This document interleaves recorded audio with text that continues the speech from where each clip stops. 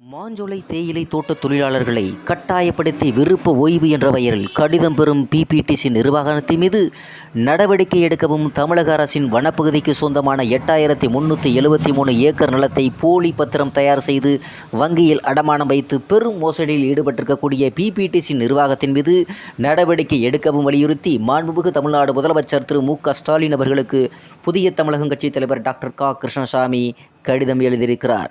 அந்த கடிதத்தில் என்ன எழுதியிருக்கிறார் என்பது குறித்து நமது கடையர் டிவியில் பார்க்க போகிறோம். வணக்கம். திருநெல்வேலி மாவட்டம் மணிமுத்தாறு பேரூராட்சிக்கு உட்பட்ட களக்காடு முண்டந்துறை வனப்பகுதியில் 8373 ஏக்கர் பரப்பளவில் பிபிடிசி என்ற தனியார் தேயிலை நிறுவனம் இயங்கி வருகிறது.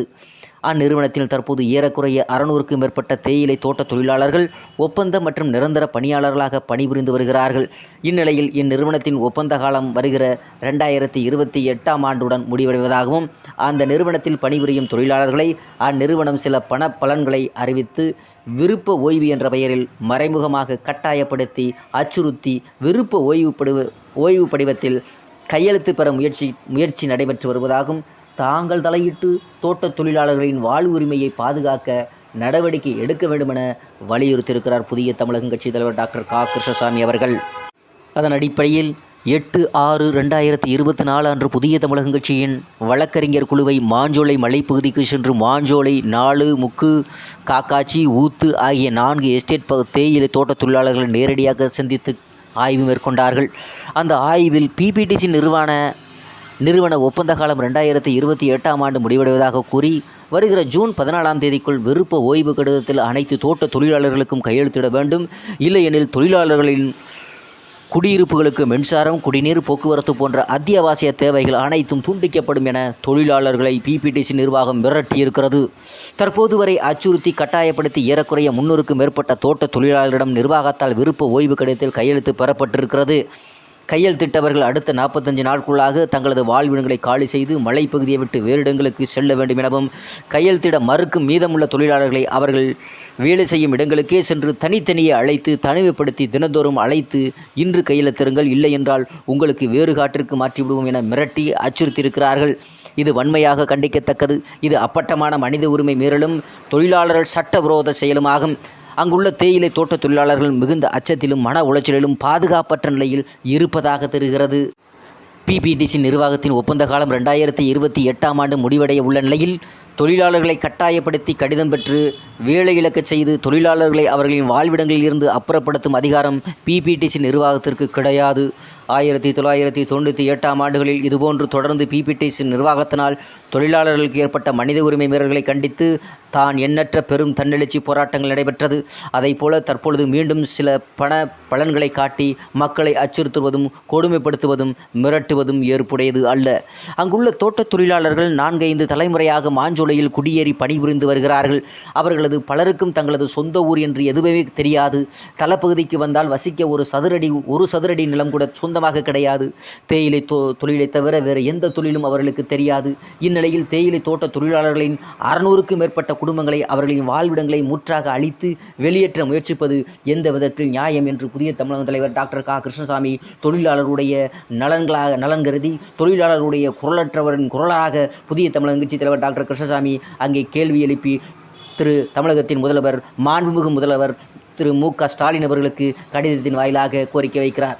மேலும் அவர் கூறுகையில், மாஞ்சோலை தேயிலை தோட்ட தொழிலாளர்களை அச்சுறுத்தி மறைமுகமாக மிரட்டி கட்டாயப்படுத்தி விருப்ப ஓய்வு என்ற பெயரில் கடிதம் பெறுவது சட்டவிரோதமான செயல் என்பதனால் பிபிடிசி நிர்வாகத்தின் மீது நடவடிக்கை எடுக்கவும் அக்கடிதத்தில் ரத்து செய்யவும் எனவும் வேண்டும் என்றும் குறிப்பிடுகிறார். இரண்டாவதாக, இந்திய அரசியல் சாசனப்படி மின்சாரம், குடிநீர் ஆகியவை ஒவ்வொரு குடிமக்களின் அடிப்படை உரிமைகளாகும். அதை பறிப்பது மனித உரிமை மீறலாகும். எனவே அச்சத்தில் உள்ள அம்மக்களுக்கு பாதுகாப்பு வழங்கி அவர்களின் அடிப்படை உரிமைகளை நிலைநாட்ட நடவடிக்கை எடுக்க வேண்டும் என வலியுறுத்துகிறார்.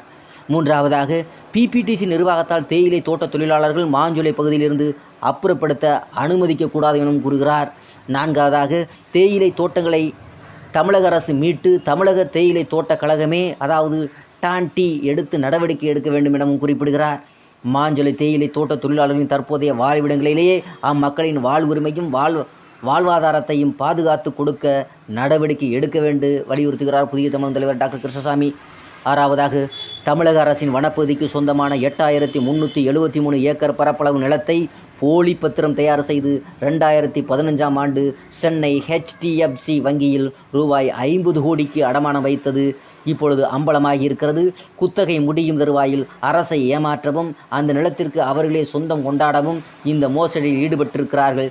எனவே பெரும் மோசடியில் ஈடுபட்டிருக்கக்கூடிய அந்நிறுவனத்தின் நிர்வாக மேலாளர் மீது வழக்கு பதிவு செய்து நடவடிக்கை எடுக்க வேண்டும் என நமது தமிழக முதல்வர் மு.க. ஸ்டாலின் அவர்களை கேட்டுக்கொள்கிறேன் என்று புதிய தமிழகம் கட்சித் தலைவர் டாக்டர் கிருஷ்ணசாமி தொழிலாளர்கள், அதாவது மாஞ்சோலை தேயிலை தோட்ட தொழிலாளர்களுடைய குரலற்றவர்களின் குரலாக இருந்து அந்த தேயிலை தோட்ட தொழிலாளர்களுக்கு ஒரு நல்ல வாழ்வாதாரம் கிடைக்க வேண்டும் என்று புதிய தமிழகம் தலைவர் டாக்டர் கிருஷ்ணசாமி அவர்கள் நமது தமிழக முதல்வர் மு.க. ஸ்டாலின் அவர்களுக்கு கடிதம் எழுதியிருக்கிறார்.